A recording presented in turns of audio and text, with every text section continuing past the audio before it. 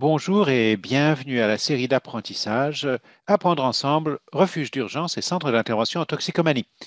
Cette séance est enregistrée. Nous sommes heureux d'offrir l'interprétation simultanée en français pour cette séance. Si vous souhaitez entendre la voix de l'interprète, veuillez sélectionner Français dans le menu d'interprétation au bas de votre écran Zoom.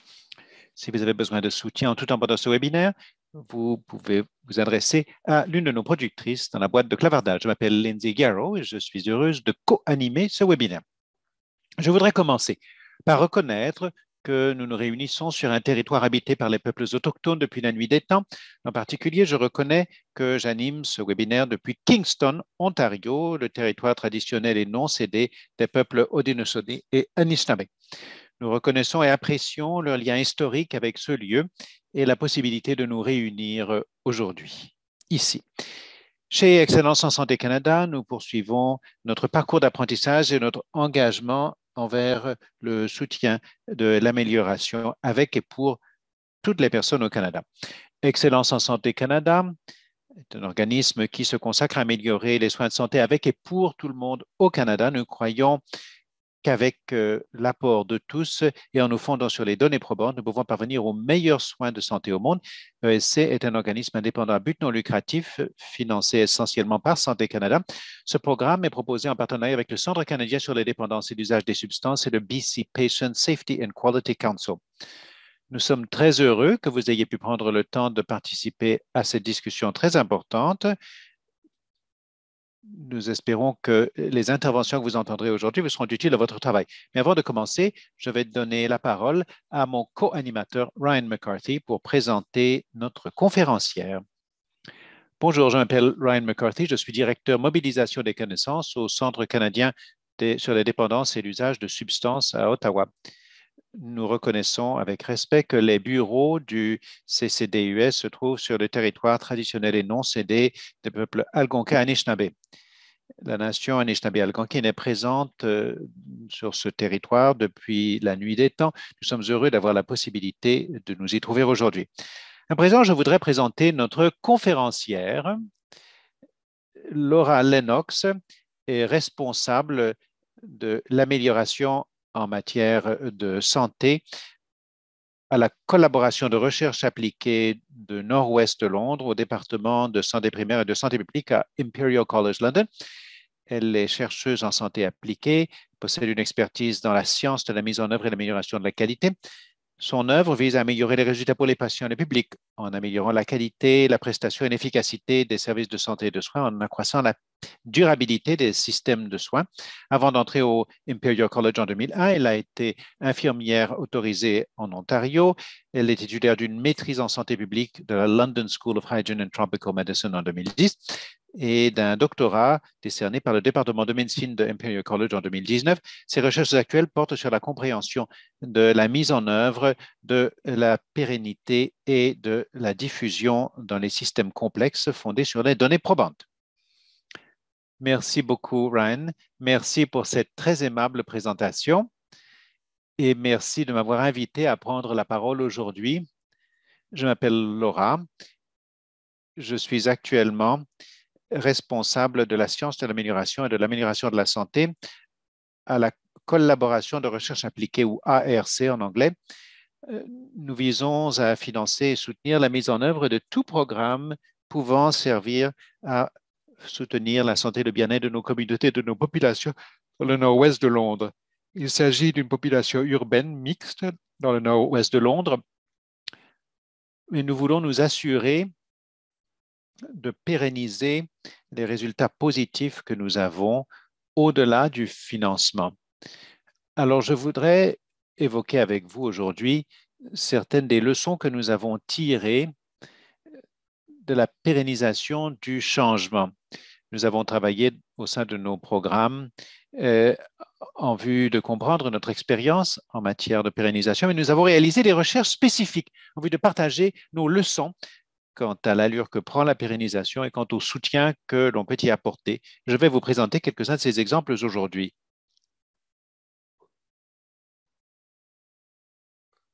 S'agissant du problème, tous ceux qui travaillent dans ce secteur peuvent comprendre le problème des ressources importantes sont consacrées à l'amélioration des soins et des services communautaires. nous comprenons bien que bon nombre de ces services nouveaux ou novateurs n'ont pas un impact durable sur les soins. Bon nombre de ces projets ou de ces programmes reviennent à des méthodes antérieures ou encore se transforment en amélioration isolée dans certaines communautés, certaines organisations qui ne se répercutent pas sur l'ensemble de la ville, du secteur. Nous savons également que différents programmes fonctionnent à un niveau de fidélité élevé, c'est-à-dire que bon nombre des programmes évoluent profondément. Si vous mesurez la pérennité dans l'avenir, le programme a changé d'aspect. Ce n'est pas nécessairement une mauvaise chose. Simplement, afin de pérenniser et de comprendre la pérennité, il faut comprendre que le processus pourrait prendre un aspect différent qu'au moment où vous l'avez, que la dernière fois que vous en avez étudié. Par ailleurs, la question de la pérennisation des programmes à grande échelle se pose, mais l'on ne sait pas encore qu'est-ce qui distingue les programmes, les initiatives pérennisables et de celles qui ne se pérennisent pas. Et c'est d'autant plus pertinent que nous constatons une mise en œuvre généralisée et rapide de programmes visant à prendre la COVID en charge. Cela s'applique dans beaucoup de pays.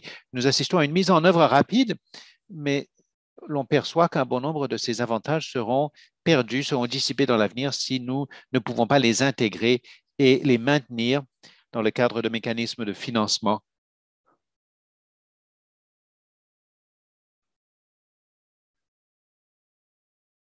Donc, j'ai examiné le webinaire précédent auquel ce groupe a assisté afin de déterminer quels sont les défis qui ont été identifiés. Il reflète tout à fait ce que nous constatons dans nos programmes. Manque de compréhension ou de prolongation des soutiens en santé, du financement, possibilité de maintenir des ressources du personnel au même niveau que celui qui a été conféré ou financé à l'origine. Donc, sachez que vous n'êtes pas seul à gérer ces défis. Ils se répercutent dans le monde entier. Mais j'espère que vous tirerez de cette séance des leçons qui vous permettront de prendre des mesures afin d'améliorer vos chances, d'accroître vos chances de pérenniser vos initiatives. Donc, avant de passer outre, je voulais que tout le monde soit sur la même page au niveau de la nature de la pérennisation. Comme vous l'avez vu, on considérait que la pérennité, c'était quelque chose que l'on peut atteindre en mettant simplement en œuvre un projet. Vous reconnaîtrez, si vous travaillez dans le secteur de la santé, l'image du bas. Afin de pérenniser une initiative, il faut surmonter des obstacles et gérer des problèmes continuellement en parvenant à de modestes améliorations progressives. Il ne s'agit pas d'un objectif, mais plutôt d'un processus par lequel vous passez afin de maintenir ces gains que nous réalisons. Vous voyez la définition. Il s'agit d'une étape où une meilleure pratique demeure usuelle, préservant ses avantages pour beaucoup de personnes. Il s'agit d'un processus et non d'une finalité.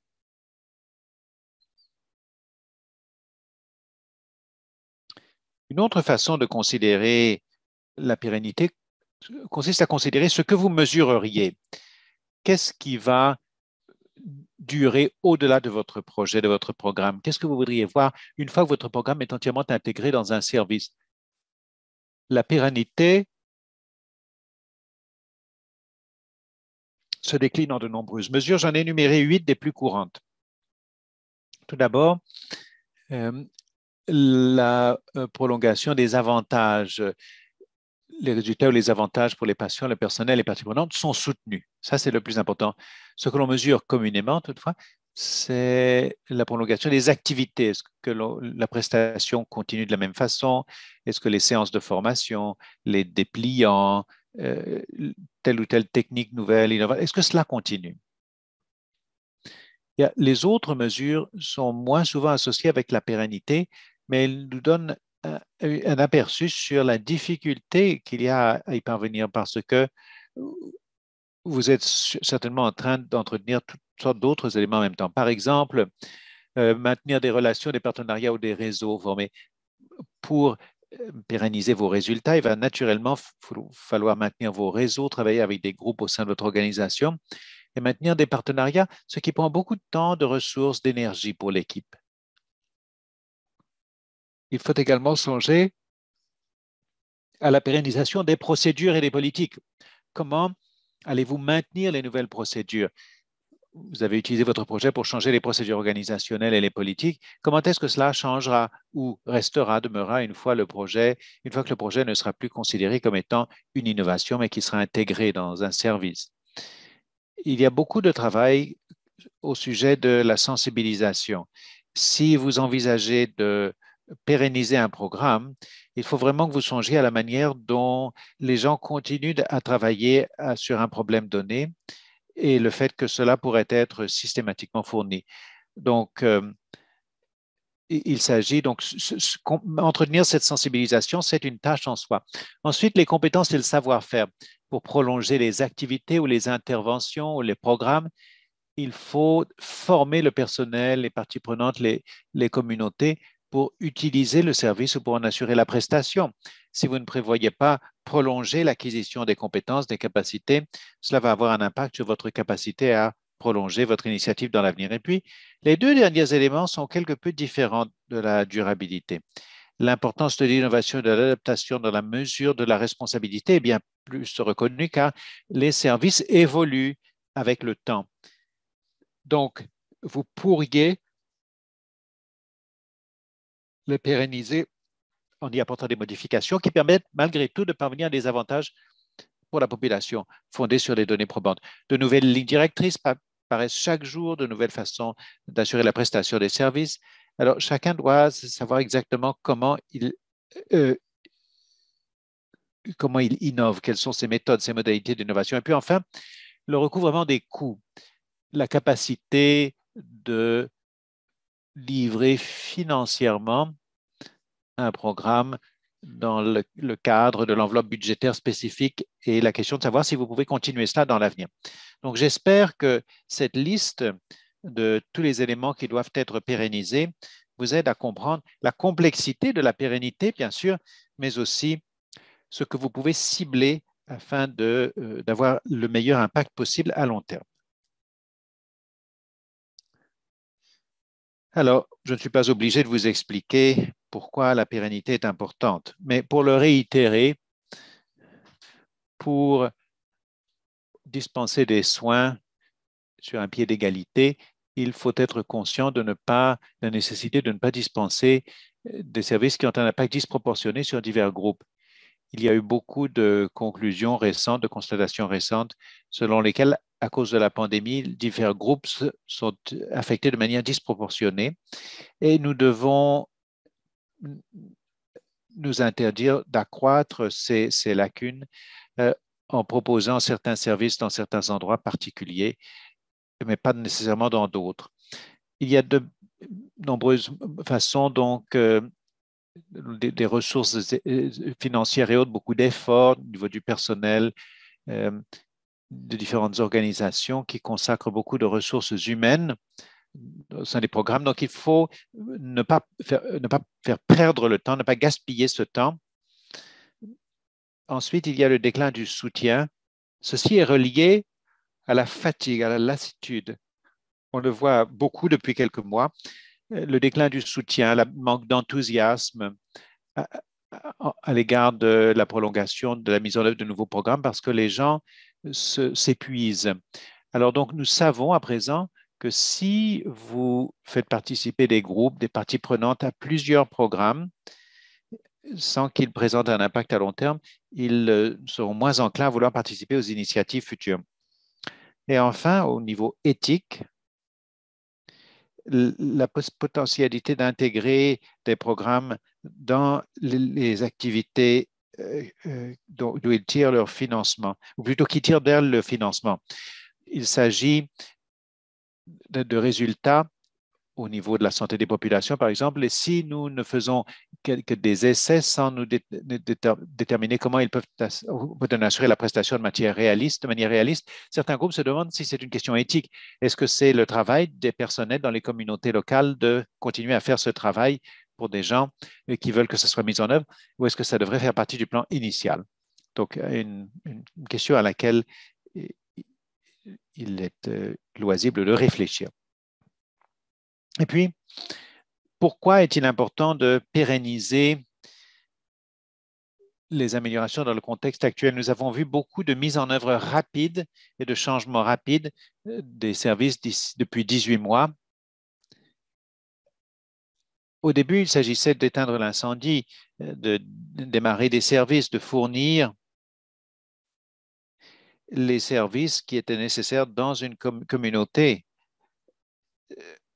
Mais à présent que nous avons eu la possibilité de voir les avantages que nous procurent ces services, il existe un risque véritable de perdre toute cette amélioration si on n'a pas pu intégrer ces nouveaux programmes au sein de notre organisation et de ces systèmes. Et les conséquences pour les patients, les utilisateurs de services et le personnel aussi, qui doivent soit revenir à la prestation de services moins appropriés, moins adaptés. Donc, le déclin des avantages et des processus peut vraiment se voir si on commence à reculer et ça sera ressenti par les services. Comme je l'ai dit, donc au fur et à mesure que les processus changent. Donc, il faut, comme je l'ai dit, s'adapter, innover pour pérenniser, et c'est un élément que collectivement, en tant que spécialiste de la prestation des services, c'est un élément que nous devons réfléchir, mais nous devons également considérer cela. Cela s'appelle la résilience des systèmes. C'est une façon de voir le contexte actuel et d'y réagir en fonction des besoins de la situation. Il faut que ce soit sur cela que nous concentrons nos efforts aujourd'hui avec tous ces excellents programmes de mise en œuvre que nous pouvons proposer pour l'avenir.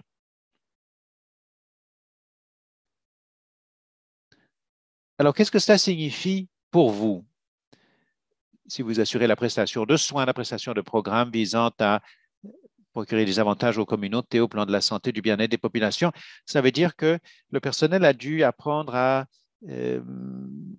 persister, à persévérer. Il a fallu faire preuve de souplesse et de créativité sans cesse plus grande, car vous l'avez constaté certainement, ces initiatives et ces programmes doivent marquer des pauses, doivent évoluer rapidement pour se conformer à toutes sortes de règles nouvelles, de nouvelles façons de faire. Donc, les équipes doivent participer à toutes sortes de stratégies, prévoir un éventail de stratégies pour intégrer et maintenir ces projets. Et je vais vous donner quelques exemples de stratégies que nous avons mises en œuvre. Alors, avant d'entrer dans les stratégies, je voulais vous donner un survol de certains des défis reconnus qu'il convient de relever. Nous savons qu'il y a un certain nombre de facteurs reconnus qui font échouer la pérennisation des initiatives. Il y en a un certain nombre que nous avons constatés particulièrement depuis quelques mois. Le véritable problème au plan de la pérennité procède de plusieurs causes. Tout d'abord, la croyance que les améliorations vont continuer sur leur lancée une fois le financement échu. Et ceci mène sur ce que j'appelle le travail invisible de pérennisation. Bien souvent, on perd l'attention, le travail en coulisses de pérennisation continue, les efforts à déployer, la collecte de données, la collecte de données probantes. Mais bien souvent, on a perdu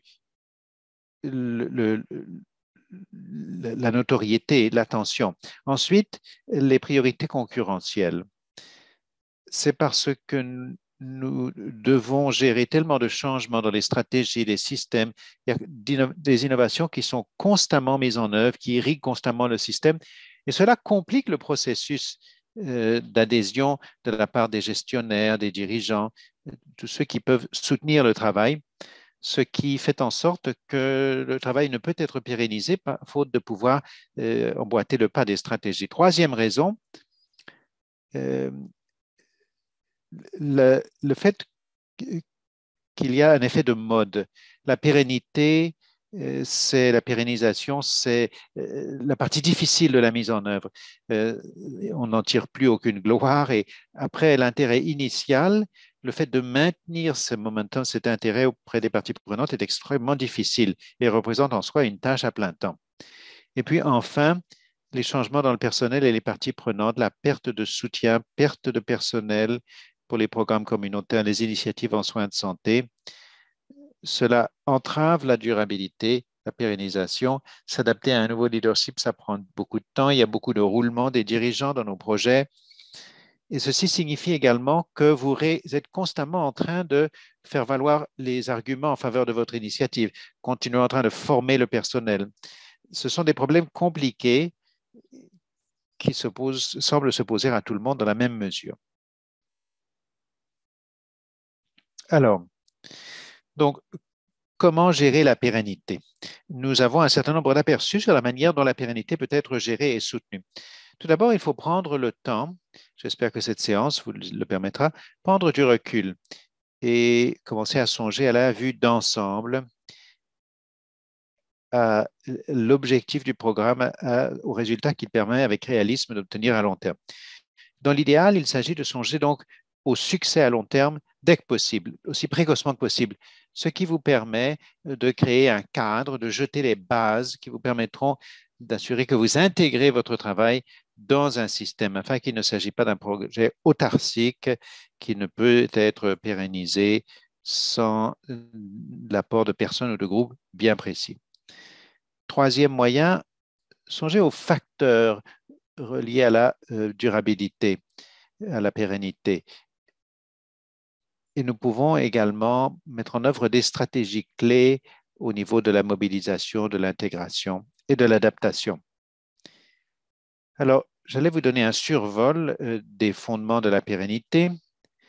Je fais ressortir les facteurs de gestion de la pérennité qui proviennent d'un outil spécifique, l'outil de succès à long terme qui comporte 12 facteurs.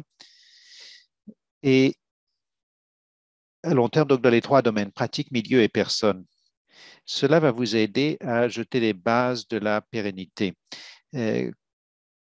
Qui contacter, comment agir pour assurer donc la pérennité dans l'avenir. Donc, le premier thème, les personnes. Et ce regroupement comporte 5 facteurs qui englobent donc les personnes participantes au programme. On souligne leur impact potentiel sur le succès à long terme. Donc, le premier facteur, celui de la participation. Il s'agit spécifiquement de s'interroger sur la participation du personnel et des utilisateurs des services qui sont affectés par la prestation du programme. Est-ce qu'ils pensent que leurs utilisateurs ont donné leur aval au projet et comment leurs points de vue sont-ils incorporés dans la prestation du programme ou du projet? Deuxième facteur, les compétences et capacités. Est-ce que les employés et les personnes exécutant le changement possèdent les compétences nécessaires à la réussite? Il est évident qu'ils le doivent. Donc, envisagez la façon dont vous pouvez intégrer une formation systématique pour les nouveaux membres de l'équipe, inclure ça dans les plans, c'est incroyablement important pour la pérennité.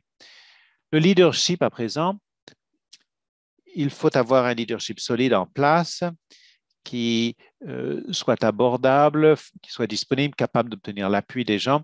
Le leadership, c'est extrêmement important pour parvenir à une adhésion en continu, pour permettre au personnel de s'engager vraiment dans le programme, s'investir vraiment. L'existence ou non d'un leadership solide affectera la pérennité. Le fonctionnement de l'équipe, c'est important parce qu'il s'agit d'explorer la responsabilisation relative à la charge de travail. Bien souvent, dans la pérennité, c'est un domaine qui n'est pas explicitement évoqué. Les gens supposent que d'autres personnes comprennent la charge de travail associée à un programme, mais ce savoir est parfois détenu par un groupe de personnes. Donc, qu'est-ce qui se passe si les personnes qui exécutaient un projet ne sont plus là?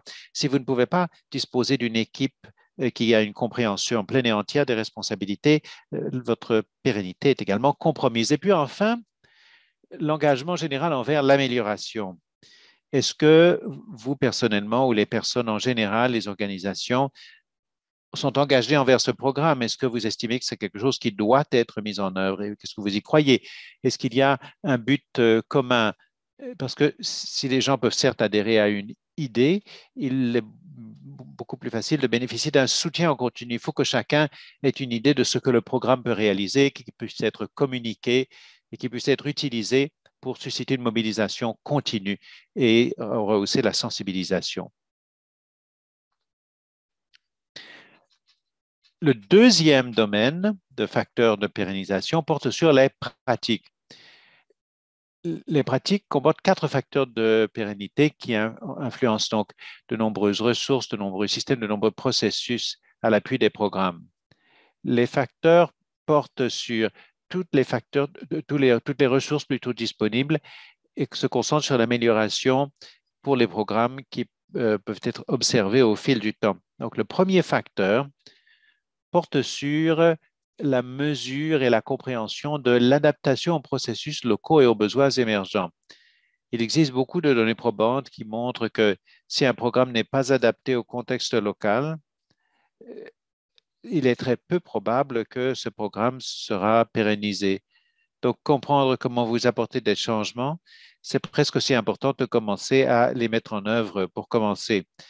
Comprendre que cette adaptation fait partie de la durabilité vous aidera parce que beaucoup de gens cherchent à s'en tenir le plus près possible à l'intervention originale et pour cela peut être en fait néfaste pour l'avenir. Donc, comprendre la règle de l'adaptation pour être sûr qu'un programme ou un projet fonctionne avec diverses ressources, c'est extrêmement important.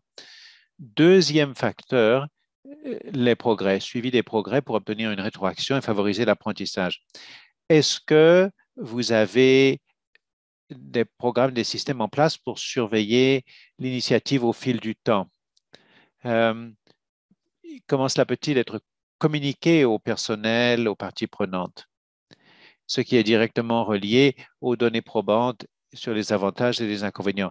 Si vous ne pouvez pas montrer une preuve que votre programme est, est capable de livrer les projets, il est très peu probable que vous allez avoir un aval continu. Et ça, c'est compliqué pour plusieurs équipes avec lesquelles nous travaillons parce que les avantages prennent longtemps à se faire sentir. Mais sans ces données qui illustrent les avantages, il est pas probable que vous parveniez à la pérennité parce que les gens n'estimeront pas qu'il y a une base, une justification pour continuer. Et puis enfin, les ressources en place, financement, disponibilité du personnel, équipement et installation. C'est souvent à cela qu'on pense quand on passe à la pérennité au niveau du financement. Bien souvent, il s'agit de la base sous-jacente de certains autres éléments. Si on n'a pas de financement, bien souvent, on n'a pas l'aval de la haute direction, on n'a pas l'aval du personnel. Donc, tous ces éléments sont reliés. Et les ressources, la mise en place des ressources, la disponibilité de celles-ci s'inscrit dans le casse-tête, mais n'en est pas la pièce maîtresse. Et enfin, les trois derniers facteurs ressortissent au milieu. Le milieu, c'est l'environnement général dans lequel l'amélioration se déroule et signifie donc à quoi ressemblerait le succès à long terme. Les facteurs sont d'abord l'alignement, l'harmonisation avec le contexte politique, euh, et, politique et financier. Il faut connaître les retombées des changements politiques et financiers qui interviennent dans l'environnement. Je crois que cela va surtout affecter les groupes présents aujourd'hui parce que, d'après ce que j'ai entendu dire de vos programmes, il me semble qu'il y a des changements qui sont apportés à cause de la pandémie. Si vous ne pouvez pas être au courant de certains de ces objets, euh, vous n'allez sans doute pas être en mesure d'adapter votre projet pour répondre à certaines évolutions financières et politiques. Le sachant, vous pourrez planifier votre projet en conséquence. Deuxième facteur, donc, les valeurs et croyances au sein de l'organisation, le soutien à l'amélioration, il faut maintenir une culture de l'amélioration continue.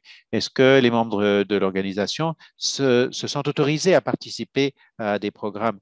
Est-ce qu'ils peuvent accomplir le travail supplémentaire pour recueillir des informations et des données à l'appui du personnel, des patients, pour susciter l'évolution et continuer de mettre en œuvre le service impérial?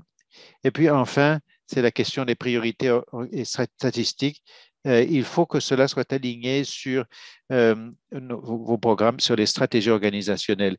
C'est essentiel pour obtenir l'adhésion de la haute direction ou des gestionnaires, et ainsi que de pouvoir mettre en œuvre les politiques et procédures qui favoriseront la pérennité. Si vous avez l'adhésion de l'organisation, le soutien de l'organisation, le processus devient beaucoup plus facile puisque vous avez la permission de changer rapidement. Et cela peut faire une grosse différence au niveau de votre pérennité globale.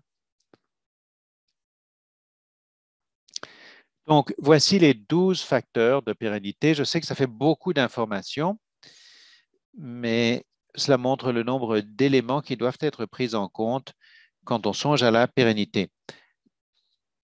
Vous pouvez y songer isolément, mais à un moment donné, dans votre programme, vous allez devoir songer à tous ces facteurs en même temps pour comprendre vos risques réels et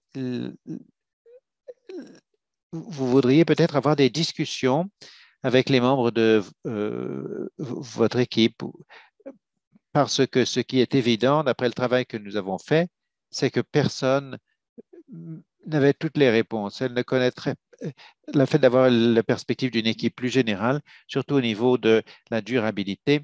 Cela revient à la première leçon, la gestion de la pérennité en prenant du recul et en tenant compte de tous ces facteurs et en vous demandant où sont nos lacunes, comment pouvons-nous nous en tirer au niveau du succès à long terme et de ce que nous pouvons y faire.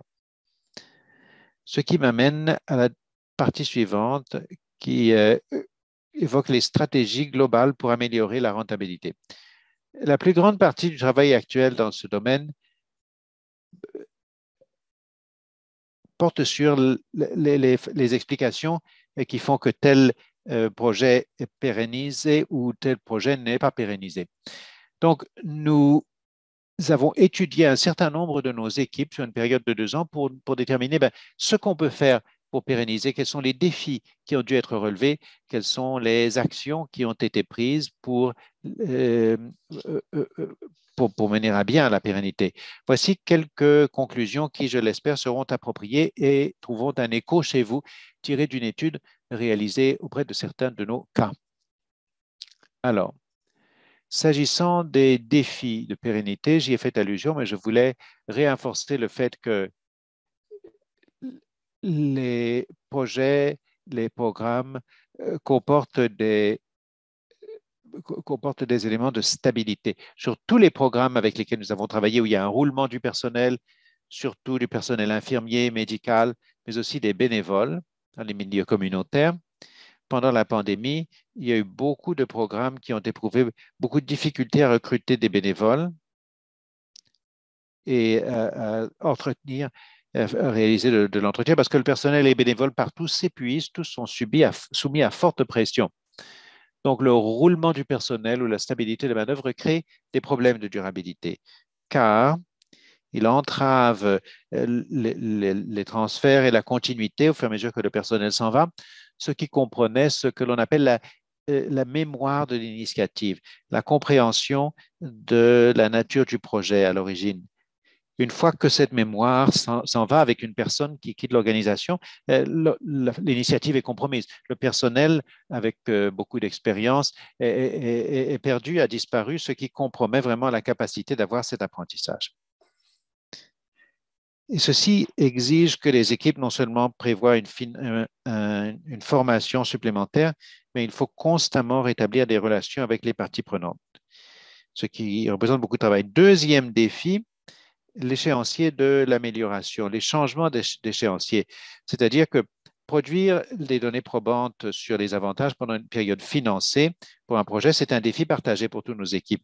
Nous savons que la planification des initiatives prend beaucoup plus longtemps que la plupart des équipes ne le prévoient, ce qui limite votre capacité de recueillir des mesures et de réaliser des études de cas pour soumettre vos programmes à une initiative euh, prometteuse. Ensuite, le soutien, l'appui de la part des parties prenantes, des gestionnaires. Nous avons beaucoup de gens qui ont décrit des défis à cause des priorités concurrentielles. Il y avait beaucoup de défis fluctuants qu'il fallait relever, de stratégies fluctuantes, fluctuations des priorités dans les priorités, mais également des changements importants dans la structure des systèmes, ainsi que des coupures financières, des contraintes, nécessité de rivaliser avec diverses innovations. Donc,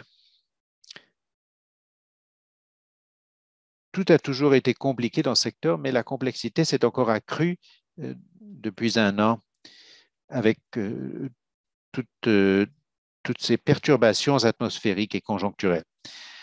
Ensuite, le quatrième défi pour tous les projets, c'est le fait de maintenir l'appui des parties prenantes. Comme je l'ai dit dans une diapositive précédente, il est facile de susciter l'intérêt parce que c'est nouveau, c'est intriguant, mais nous avons constaté qu'après la réaction initiale, une fois que la nouveauté s'estompe, c'est un véritable défi parce que vous devez remobiliser, susciter continuellement la participation des parties prenantes, ce qui limite la capacité, votre capacité, celle d'autrui, à comprendre l'expérience du personnel et des patients, car vous ne pouvez pas, faute de mobilisation, faute de soutien, d'appui des parties prenantes, vous ne pouvez pas vraiment entreprendre une pérennisation significative.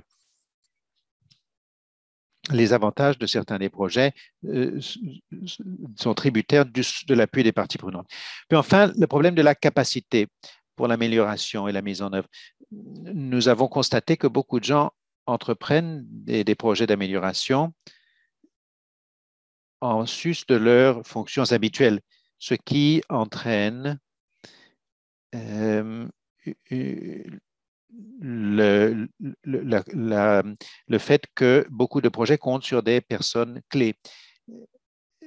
La réalisation du projet ralentit, moins de données sont recueillies, ce qui signifie que les initiatives ne sont pas considérées comme étant des priorités organisationnelles, mais des projets individuels qui sont dévolus à telle ou telle personne ou telle équipe, ce qui est très défavorable pour la pérennisation dans l'avenir. Avec ces 5 défis de pérennité, l'élément le plus important, c'est que nous avons pu également étudier les mesures qui peuvent être prises pour atténuer certains risques. Donc, nous avons découvert 9 stratégies qui étaient utilisées pour contribuer à pérenniser les avantages. Certaines des citations proviennent de nos équipes. Ce sont des suggestions qui ont été recueillies dans le cadre de nos entrevues. Les 3 premières stratégies portent sur la mobilisation. Des équipes ont indiqué qu'on peut utiliser des stratégies pour favoriser la reconnaissance ou cultiver des relations, des partenariats pour soutenir la pérennité. Première stratégie, faire participer les utilisateurs, les patients, dans les initiatives ou les programmes eux-mêmes. Ça nous a beaucoup intéressé car pourquoi et comment ferait-on participer des patients pour soutenir la pérennité? Eh bien, à 2 niveaux au moins.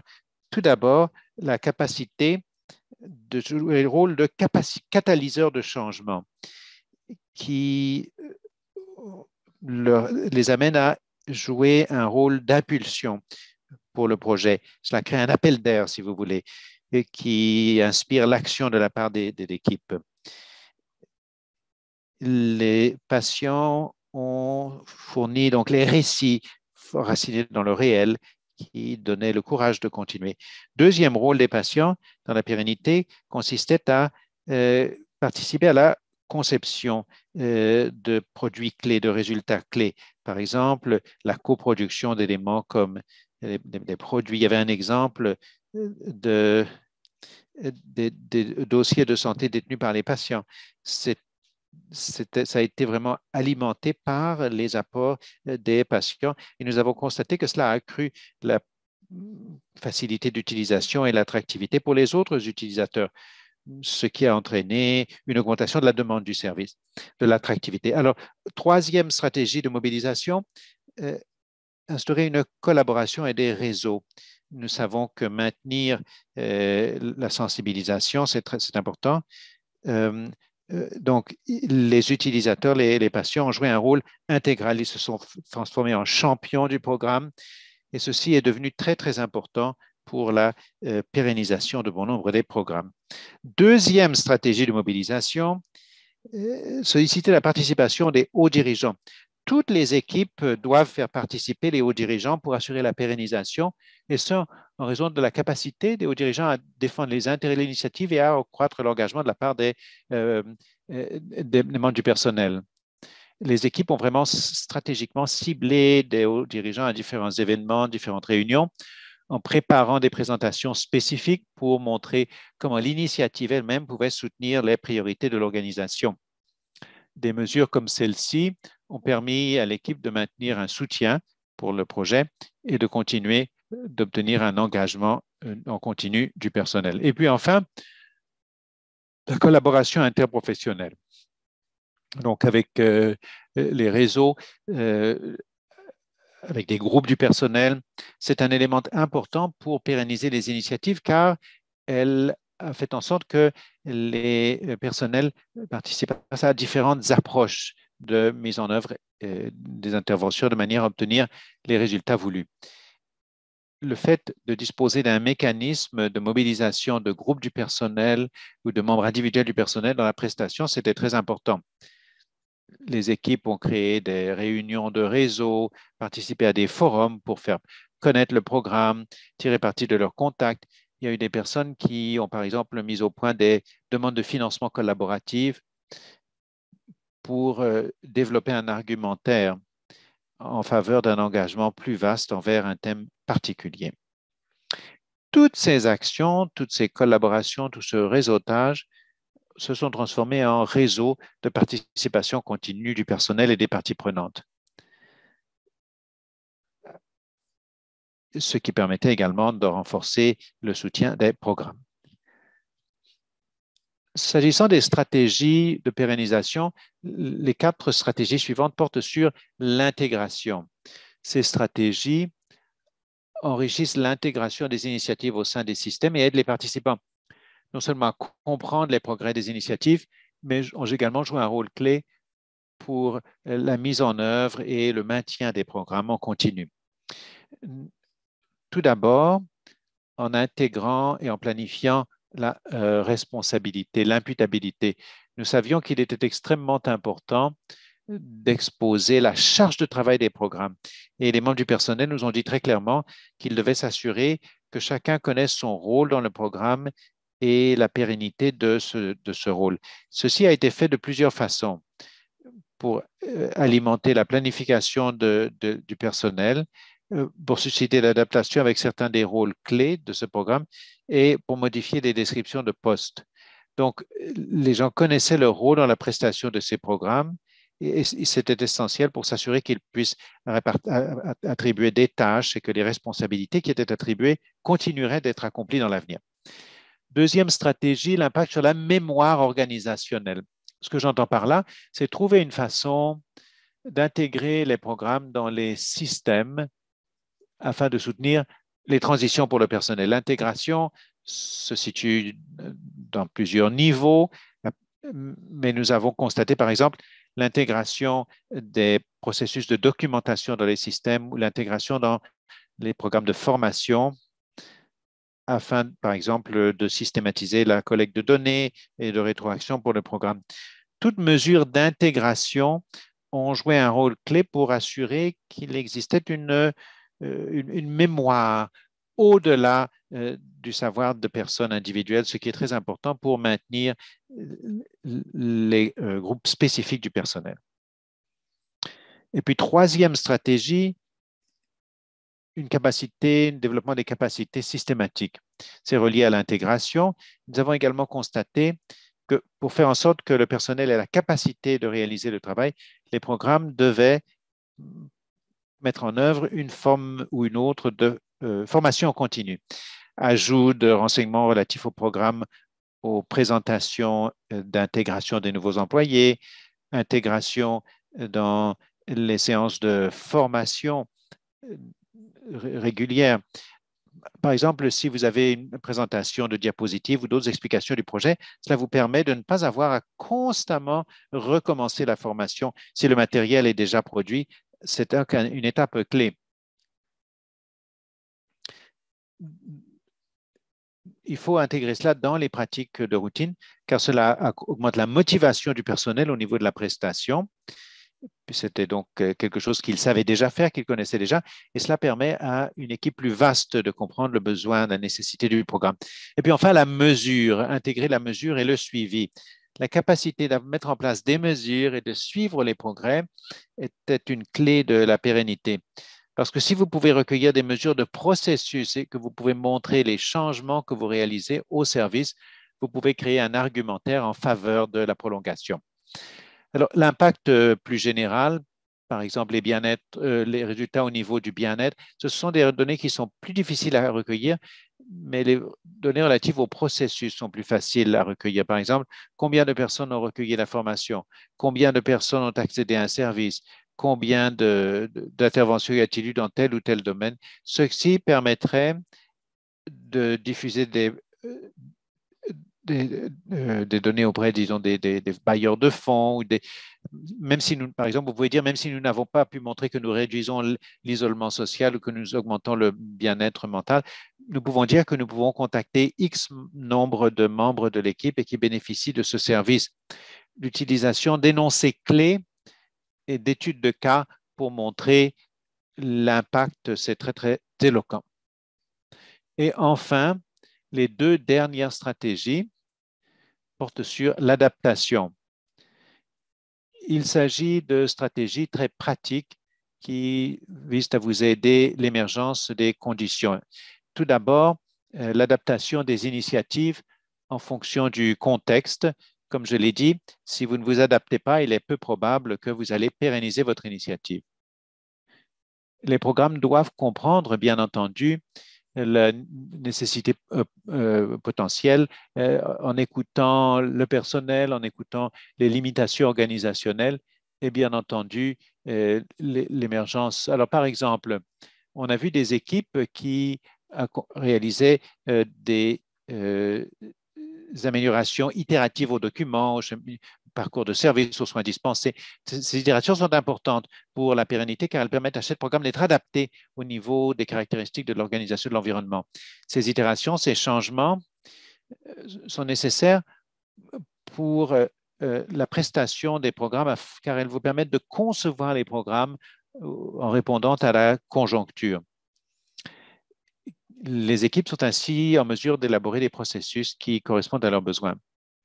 Alors, enfin, la dernière stratégie, réduire la complexité des initiatives. Ça, c'est difficile parce que bon nombre de nos équipes veulent fournir un programme qui ait le plus fort impact possible. Mais quand vous êtes dans une situation où le financement est achevé, ou que vous avez un nombre limité de personnel, une quantité limitée de ressources disponibles en un moment donné, les stratégies qu'utilisent beaucoup de nos équipes consistent à réduire la portée des initiatives. La justification, c'est qu'il faut favoriser un changement durable qui peut être fourni de façon réaliste dans le délai et avec les ressources dont vous disposez. Et c'est important pour la durabilité parce que cela permet au programme de comprendre comment fonctionner réellement au sein des programmes, au sein des systèmes. Et cela donne aux équipes la possibilité de considérer comment créer un mécanisme en vue de prolonger les initiatives. Donc, commencer à petite échelle et puis monter en échelle, c'est bon pour la pérennité. Cela peut entraîner des défis au niveau des données sur l'impact, car vous aurez un impact sur un plus petit nombre de personnes, mais moins de personnes, c'est mieux qu'aucun programme. C'est une décision difficile, un arbitrage difficile, mais indispensable lorsque l'on cherche à améliorer les soins dans le contexte actuel. Alors voilà les 9 stratégies suggérées dont nous avons constaté qu'elles fonctionnaient pour nos équipes. Et j'espère que vous avez pu en bénéficier. Ah, nous étions censés passer à la dernière diapositive. La mienne a changé. Voilà.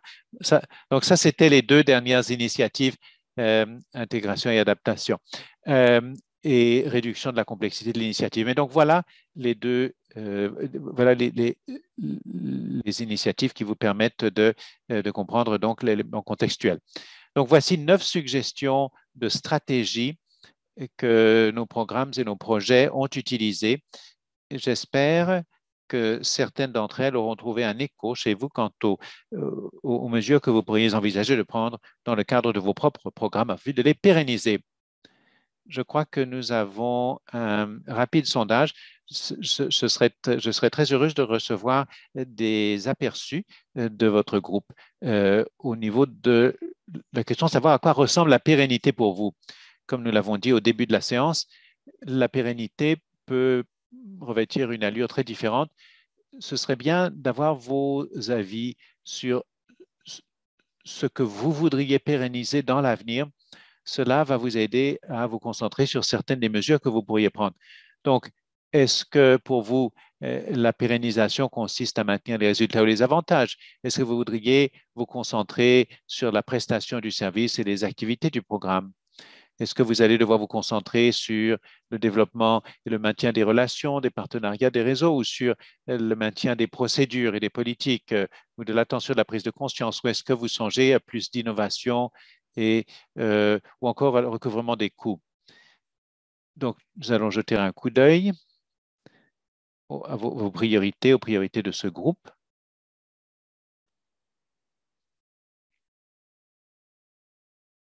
En fait, c'est très divers, ce qui est fort intéressant. C'est révélateur que bon nombre des groupes envisagent de maintenir les relations et les partenariats.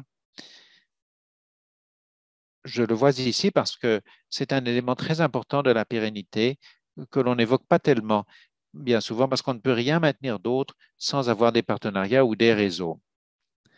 Donc, comprendre comment vous pouvez, comment sont les mécanismes pour l'avenir, ça peut être très important.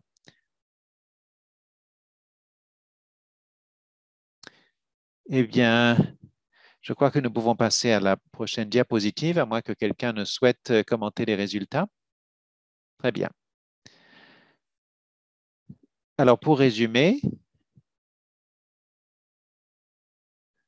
donc, quelques principes. Bien sûr, envisager donc le plus précocement possible la pérennité. Réfléchissez aux principaux facteurs que nous avons évoqués. On a parlé de 12 facteurs spécifiques dans cette causerie et réexaminez-les régulièrement parce que les choses changent si rapidement dans ce domaine qu'il est sans doute nécessaire de réévaluer, de réexaminer. Ensuite, repérer les risques qui peuvent planer sur ces facteurs et les stratégies qui pourraient vous aider à vous soutenir. Et puis enfin, prenez le temps pendant un instant d'envisager la vue d'ensemble. Je pense que vous trouverez ça très utile parce que en se concentrant toujours sur les urgences, on n'a pas le temps de songer à la pérennité. En le faisant dès que possible, j'espère que cela va vous soutenir dans votre parcours de pérennisation. Merci pour votre attention.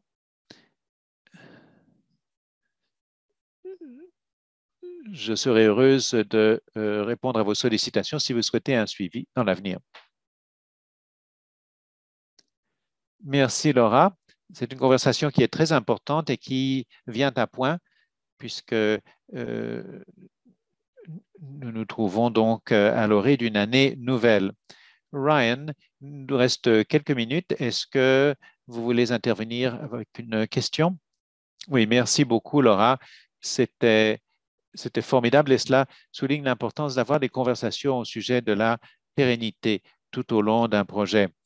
Je me demande, compte tenu des 12 facteurs que vous avez identifiés au niveau de la pérennité, et je crois que cela souligne également la complexité de l'intégration de ces initiatives durabilité. Est-ce que vous avez des idées sur la manière dont vous pouvez surveiller les objectifs finaux tout en gérant ces 12 facteurs, en s'assurant que tout le monde continue d'œuvrer vers le même objectif? Il y aurait un certain nombre de techniques que l'on utilise, mais il est avantageux, je ne sais pas dans quelle mesure ces techniques sont utilisées au sein de ces groupes, mais il y a souvent une théorie de programme ou un schéma des forces mobilisatrices que nous revisitons constamment parce que si tout le monde peut se placer au même point quant aux éléments sur lesquels vous voulez avoir un impact, cela contribuerait à consolider et à arrimer l'initiative. Cela revient donc aux facteurs et aussi à la participation. Si vous pouvez le faire en équipe, cela aiderait. Avoir cet objectif clé comme cap ou boussole pour vos discussions, c'est important.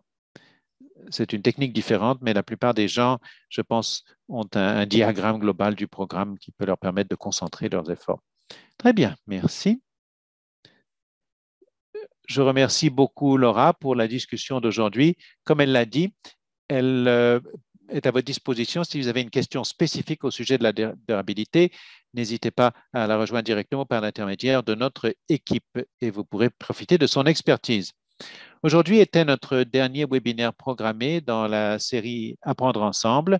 Je vous remercie tous d'avoir participé à cette série pour votre engagement envers les personnes dans la communauté partout au Canada pendant cette période sans précédent. En mars 2021, nous avons entamé cette série avec pour intention de mettre en contact les centres d'intervention en toxicomanie et les refuges d'urgence afin de partager les leçons acquises. Nous avons invité des conférenciers à proposer 15 possibilités d'apprentissage uniques portant sur des thèmes allant de la prévention et du contrôle des infections, du soutien des personnes au milieu de travail, de la réduction des méfaits et des soins équitables. Nous sommes heureux que vous ayez pu participer à cette série. Les enregistrements et sommaires des webinaires sont disponibles sur le site web d'Excellence en Santé Canada. Merci encore et merci à nos partenaires, au BC Patient Safety and Quality Council et au Centre canadien sur les dépendances et l'utilisation de substances. Et nous voudrions obtenir votre rétroaction en répondant aux questions que nous affichons à l'écran. Première question, j'en sais plus sur la pérennité des stratégies de maintien des acquis qu'avant ce webinaire. Depuis tout à fait d'accord à fortement en désaccord.